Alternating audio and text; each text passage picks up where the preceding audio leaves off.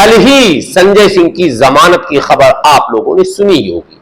आपको यह पता ही है कि पिछले कई महीनों से लगातार ईडी और सीबीआई विपक्षी नेताओं को गिरफ्तार करने में लगी हुई है और ये गिरफ्तारियां लगातार हो रही हैं और इसमें निशाने पर सिर्फ विपक्ष के लीडरान ही है। बड़े मासूम होते हैं, चलो हम मान लेते हैं, परिंदे रुख हवाओं का मगर पहचान लेते हैं। तुम्हारे शहर में मिलजुल के रहते हैं, ताज्जुब है हमारे शहर में इंसान के इंसान जान लेते हैं। सलाम आदाब, मैं हूं हाफिज गुलाम सरवर और आप देख रहे हैं विचार संगम। संजय सिंह के बारे में आपको यह पता होगा कि जिस गवाह को बुनियाद बनाकर, आधार बनाकर संजय सिंह को गिरफ्तार किया गया था, उसने 9 बार संजय सिंह का नाम लेने से इनकार कर दिया था, लेकिन 10वीं बार उसने नाम लिया। इतना तो मासूम आप भी नहीं है, इतने तो भोले आप भी नहीं है, समझ ही रहे होंगे आखिर 10वीं बार उसने नाम क्यों नहीं लिया। और उसके नाम लेने को बेस बनाकर, आधार बनाकर संजय सिंह को गिरफ्तार किया गया। जो दिनेश अरोड़ा है, सरकारी गवाह माना जाए या फिर उसके बयान पर संजय सिंह की गिरफ्तारी होती है। संजय सिंह को 6 महीने जेल में रखे गए। लगातार 6 महीने तक कोई पक्ष और कोई दलील संजय सिंह की तरफ से सुनने को कोई तैयार नहीं था। बस वो दिनेश अरोड़ा का बयान ही काफी था संजय सिंह को गिरफ्तार करने के लिए। अदालत में ये लॉजिक कितने दिनों तक टिकता। सो कल ये धारणा टूट गई और सुप्रीम कोर्ट ने कड़ी टिप्पणी ईडी पर करते हुए ये कहा कि साहब, ये सिर्फ बयान के आधार पर आप इतने लंबे दिनों तक जेल की सलाखों में नहीं रह सकते। आपको यह भी पता है मनीष सिसोदिया और केजरीवाल भी जेल में है इसी शराब घोटाले में। लेकिन आपको यह हैरत होगी कि अब तक कहीं भी किसी भी तरह से कहीं कोई रिकवरी नहीं हुई। यानी जो आरोप घोटाले के लग रहे हैं वो जब तक रिकवर नहीं होता है तो कैसे पता चलेगा। देने वाला केवल यह कह दे कि मैंने इतने दिए, तो दिए तो उसके लिए आपके पास प्रमाण क्या क्या है, कैसे दिए, कहां दिए, वो पैसे हैं कहां, ब्लैक है व्हाइट भी नहीं। आपको यह हैरानी होगी कि 2014 के बाद से लगातार ईडी और सीबीआई का दुरुपयोग देश में बढ़ रहा है, जबकि आंकड़े बताते हैं कि जितने भी बड़े आरोपी घोटालों के थे वो सारे घोटालेबाज पूरी तादाद में इस वक्त भारतीय जनता पार्टी में। हेमंत बिश्व शर्मा का नाम तो आपने सुना ही होगा। 2010 में इन पर बड़े आरोप किसी और ने नहीं लगाए थे, इन पर आरोप भारतीय जनता पार्टी ने लगाए। आरोप था वाटर सप्लाई घोटाले में और ये मुख्य आरोपी थे। 23 अगस्त 2015 को भाजपा में शामिल हो गए। वही वॉशिंग मशीन जो है भाजपा का, उसमें शामिल हुए। आज वो असम के मुख्यमंत्री है। बड़ा आरोप था, भाजपा में शामिल हो गए, असम के मुख्यमंत्री। शारदा नारदा घोटाला आपने सुना ही होगा। हंगामा कोई और नहीं मचा रहा था, भारतीय जनता पार्टी मचा रही थी। और उसके जितने मुख्य आरोपी थे, चाहे वो मुकुल राय हो, चाहे वो ममता बनर्जी को चुनाव में परास्त करने वाले शुभेंदु अधिकारी हो, और शारदा नारदा घोटाले में जो लिंक है वो हेमंत बिश्व शर्मा से भी जुड़ा हुआ, ये सब के सब उसी वॉशिंग मशीन में जाते हैं और पूरी तरह से पवित्र होकर, बेदाग होकर निकलते हैं। और भारतीय जनता पार्टी के कद्दावर नेता शुभेंदु अधिकारी इस वक्त नेता प्रतिपक्ष है पश्चिम बंगाल में। अब उन पर कोई आरोप नहीं है, फहरिस्त यहां रुकती नहीं है। बिहार में भी एक घोटाला हुआ था, सृजन घोटाला, जब एनडीए की सरकार थी, लेकिन उस पर कोई चर्चा नहीं हो सकी और मामला को दबा दिया गया। महाराष्ट्र में सिंचाई घोटाला तो आपको पता ही है, अजित पवार का नाम भी आपको पता है। अजित पवार कई 100 करोड़ रुपए के सिंचाई घोटाले के आरोपी थे। यह आरोप किसी और ने नहीं लगाया, भारतीय जनता पार्टी ने लगाया। एजेंसियों का इस्तेमाल भारतीय जनता पार्टी ने किया, लेकिन वो भाजपा के सहयोगी बन गए और आज वो उप मुख्यमंत्री महाराष्ट्र के हैं।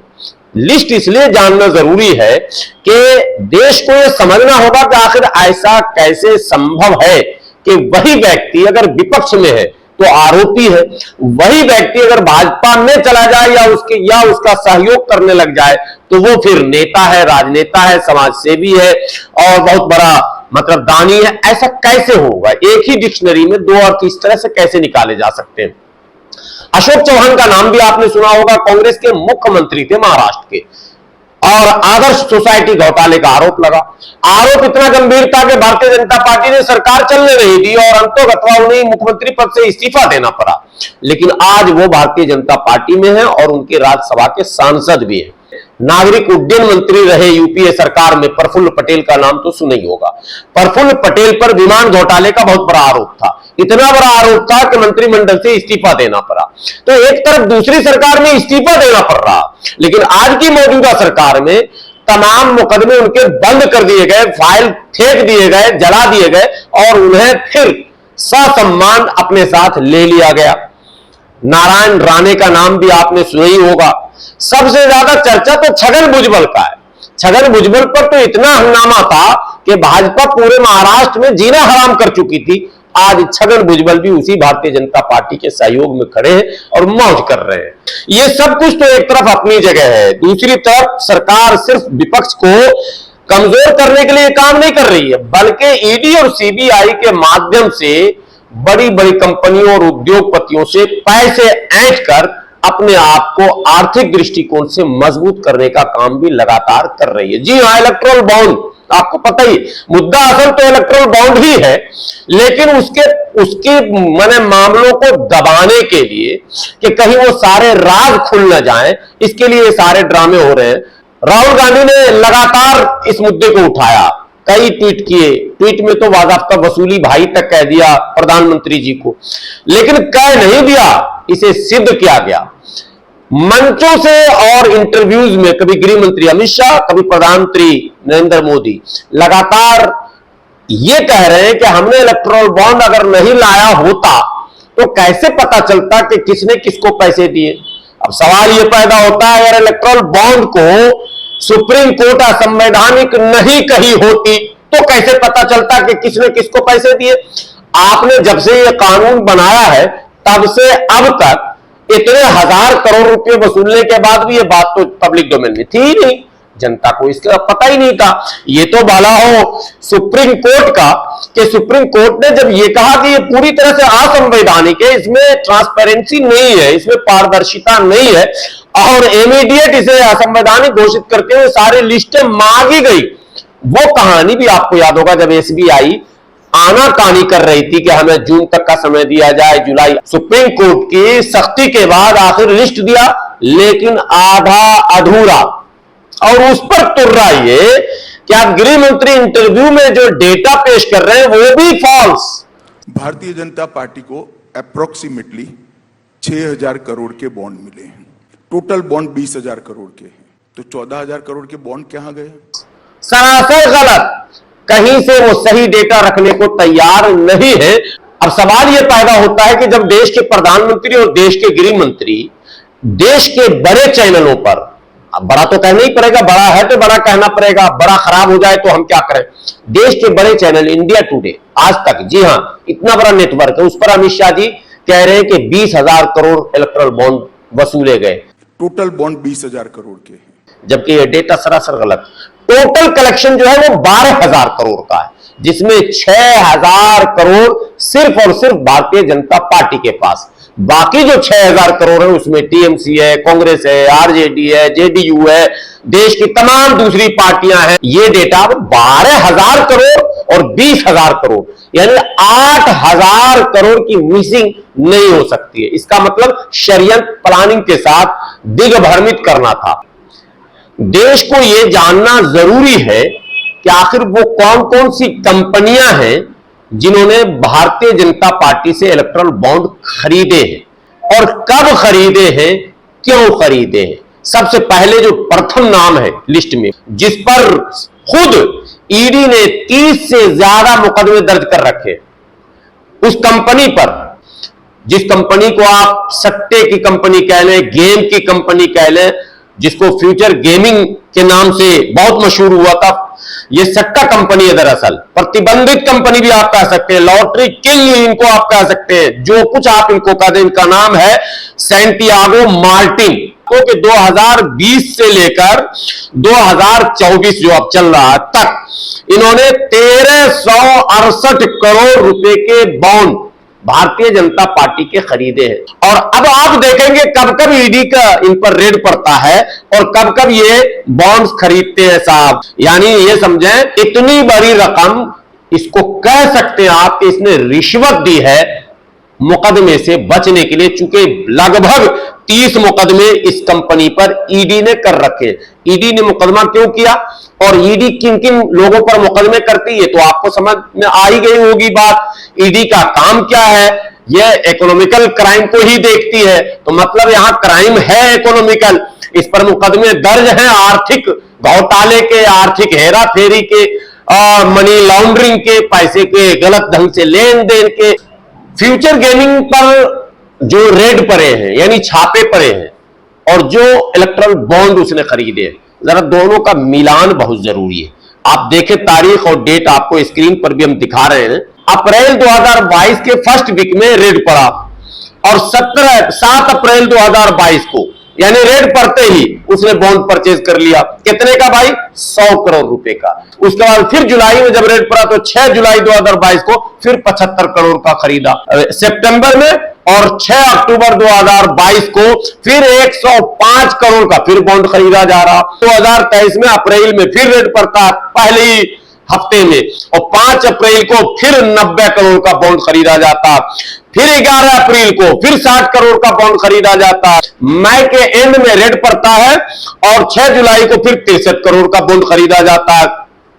अब आप ये सोचें कि एक कंपनी है जिस पर 5 बार ईडी के रेड हुए और 5 बार उसने पहली बार 100 करोड़, इसको रिश्वत कहेंगे कि चंदा कहेंगे, दूसरी बार 75 करोड़, इसको रिश्वत कहेंगे या चंदा कहेंगे, तीसरी बार 106 करोड़, इसको रिश्वत कहेंगे या चंदा कहेंगे, चौथी बार 90 करोड़, इसको रिश्वत कहेंगे या चंदा कहेंगे।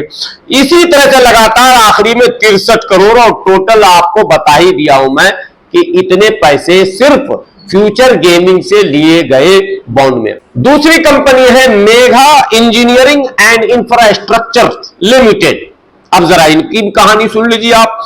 टोटल जो चंदा इसने दिया है वो दिया है 669 करोड़ रुपया, यानी बॉन्ड्स जो खरीदे हैं, इलेक्ट्रल बॉन्ड्स जो परचेज किए हैं, ये चंदा दिया है, उसको जिस तरह से कहिएगा सब चलेगा। जो चंदा दिया है भारतीय जनता पार्टी को 669 करोड़ रुपया दिया है भारतीय जनता पार्टी को, यानी कि मोदी जी को, यानी कि अमित शाह जी को, यानी कि जेपी नड्डा जी को। अब इसके बारे में भी आप देखेंगे कि कब से कब इन पर रेड पड़ रहा और कब से कब ये दे रहे हैं। टाइमिंग आपको बता रहा हूं मेघा का, अक्टूबर 2019 में इन पर रेड पड़ता, ठीक है, और अक्टूबर 2019 के पहले वीक में बॉन्ड दिया 5 करोड़ रुपए का। ज्यों रेड त्यों चंदा, ये टाइम का मिलानिंग है। जिस पर ईडी का रेड होगा वो जेल जाएगा, उस पर कार्रवाई होगी, कार्रवाई में वो रिकवरी किया जाएगा जो उसने हेरा फेरी किया जितने पैसे का। रिकवरी नहीं हुई, कार्रवाई नहीं हुई, चंदा लिया जा रहा। यू रेड और यू इलेक्ट्रल बॉन्ड परचेज। एक कंपनी का नाम और जानना जरूरी है। ऐसे तो सैकड़ों कंपनियां हैं, जब परत खुलेंगे तो खुलेंगे ही खुलेंगे, लेकिन अभी तो फिलहाल कुछ खास कंपनियों के नाम बताए जा रहे हैं। एक कंपनी है जो आपने अडानी जी की कंपनी है, अडानी वेल्सपॉन एक्सप्लोरेशन लिमिटेड, उसके 35% के पार्टनरशिप में दूसरी कंपनी है जो वेल्सपॉन ग्रुप कहा जाता है, उसने भी 55 करोड़ रुपए के बॉन्ड्स खरीदे हैं। यानी अडानी जी के माध्यम से ही यह काम भी संभव हो पाया होगा।